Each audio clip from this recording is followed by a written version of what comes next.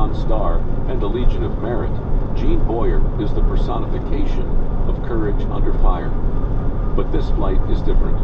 This time, victory is not an option, as the whole country looks on, watching in disbelief as the evacuees crowd into the back of his V-3 Sea King. Pop, pop, pop. Off to the side, Gene can see the morning sun gleaming off the barrels as the shooters reload. Behind him, more people climb into the big bird. Some weep, and Gene feels their pain. They're leaving home forever. Better than the alternative, but still, the tragedy of the moment is a palpable thing. So too is the plight of those about to be left behind. Because this is the last flight out, the final piece of a full-blown retreat, moments before a complete and total collapse. Pop, pop, pop. Gene keeps his eyes on the crew chief and waits for the wheels up signal. He's distracted, however, not only by the shooting, but by the sight of one particular evacuee slowly climbing aboard. This man doesn't look beaten, nor does he appear resigned.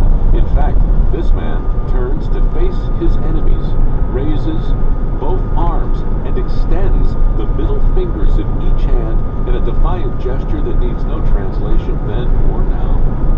Pop, pop, pop. Gene is impressed. The balls on this guy to stand there in the line of fire, smiling, no less, daring his enemies to take their best shot. Incredible. Finally, the last evacuee enters the overloaded helicopter.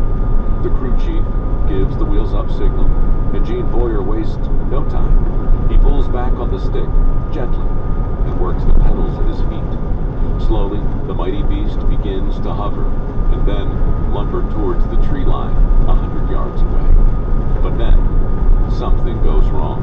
A sudden lurch, an unexpected spin, a terrible groaning sound that makes Gene's heart skip a beat as the rear of the chopper dips back toward the ground. "Too much baggage," yells Gene. "Too much goddamn baggage!"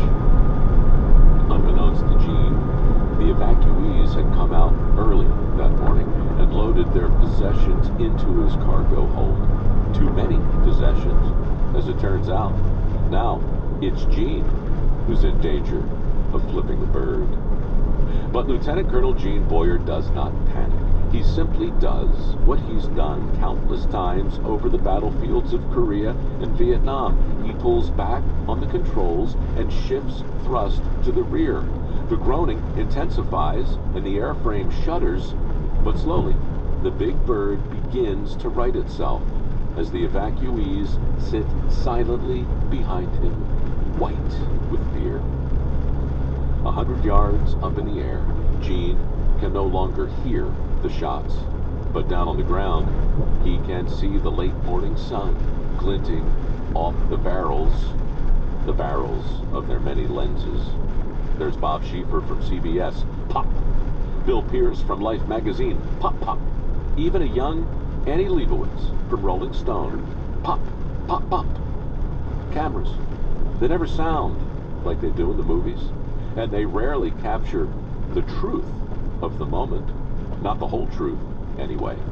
Because if you look back at the many photographs taken on that fateful morning, you won't find any photographic evidence of that terrifying near miss. And if you listen to the sound on the video, you won't hear the dreadful groaning that followed the takeoff on that historic flight. Thanks to Gene's skill in the cockpit, history has forgotten just how close that final flight came to ending a disaster, and just how close the country came to enduring another national embarrassment. What we remember instead is that one final gesture captured for posterity on that fateful day in countless photographs. Pop, pop. You know the gesture. Arms outstretched, middle fingers extended tall, proud, right next to the index fingers, which were also extended and splayed alongside. A defiant gesture that needed no translation then or now. And so, with a double V